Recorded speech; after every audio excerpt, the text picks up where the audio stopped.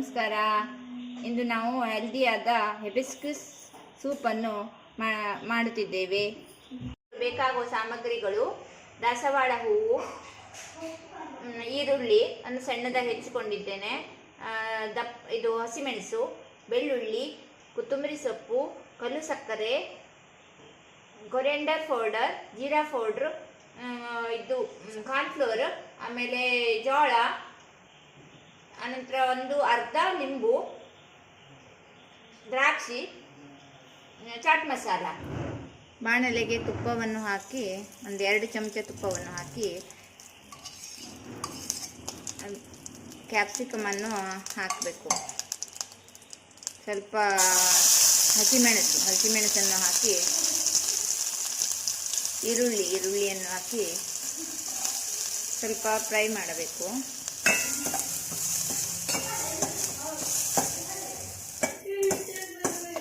ಈರುಳ್ಳಿ ಸ್ವಲ್ಪ golden brown ಬಂದ ನಂತರ ಇದು ಬೆಳ್ಳುಳ್ಳಿಯನ್ನು ಹಾಕಿ ಸ್ವಲ್ಪ ಬಾಡಿಸಿ,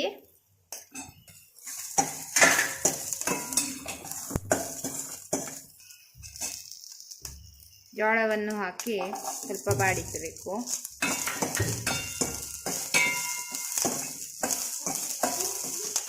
ಇದಕ್ಕೆ ದಾಸವಾಳ ಹೂವನ್ನು ಹಾಕಿ ಸಣ್ಣದಾಗಿ ಹೆಚ್ಚಿಕೊಂಡ ದಾಸವಾಳ ಹೂವನ್ನು ಹಾಕಿ ಸ್ವಲ್ಪ ಬಾಡಿಸಿ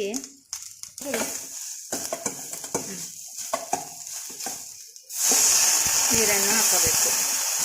ಒಂದು 4 ಲೋಟ ನೀರನ್ನು ಹಾಕಬೇಕು.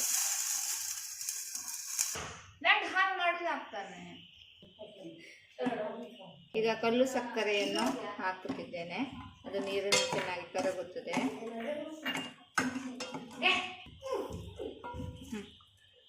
ಈಗ 1 ಚಮಚ ಕೊರಿಯಂಡರ್ ಪೌಡರನ್ನು ಹಾಕ್ತಿದ್ದೇನೆ. ಅದನ್ನು ಹುರಿದು ಪೌಡರ್ ಮಾಡಿದ್ದು. ಜೀರಾ ಪೌಡರ್ ಒಂದು ಅರ್ಧ ಚಮಚ, ಚಾಟ್ ಮಸಾಲ 1 ಚಮಚ, ಉಪ್ಪು 1 ಚಮಚ. ಇದು ಒಂದು 5 ನಿಮಿಷ ಚೆನ್ನಾಗಿ ಬಾಯ್ಲ್ ಆಗಬೇಕು. ಸ್ವಲ್ಪ ಪೇಪರ್ ಪೌಡರನ್ನು ಹಾಕಿದ್ದೇನೆ.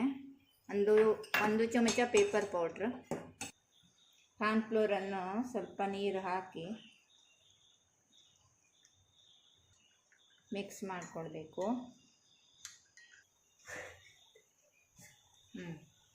ಹಾಕಬೇಕು. ಕಾರ್ನ್ಫ್ಲೋರನ್ನು ಹಾಕಿ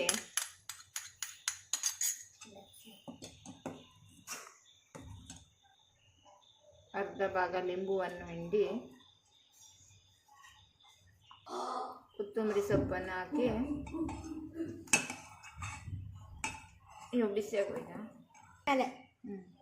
ಕೊತ್ತಂಬರಿ ಸೊಪ್ಪನ್ನು ಹಾಕಿದ್ದೇನೆ. ಈಗ ರೆಡಿ ಆಗಿದೆ. ಬಿಸಿ ಬಿಸಿ ಮಳೆಗಾಲದಲ್ಲಿ ಸವಿಯುವ ಸೂಪ್ ರೆಡಿ. ಒಣ ದ್ರಾಕ್ಷಿಯನ್ನು ಹಾಕಿ ಇಳಿಸಿದರೆ ಆಯಿತು. ಬಿಸಿ ಬಿಸಿ ಸೂಪ್ ರೆಡಿ. Thank you. ನನ್ನ ರೆಸಿಪಿಯನ್ನು ನೋಡಿ ನಿಮಗೆ ಇಷ್ಟ ಆದರೆ ಚಾನಲ್ ಸಬ್ಸ್ಕ್ರೈಬ್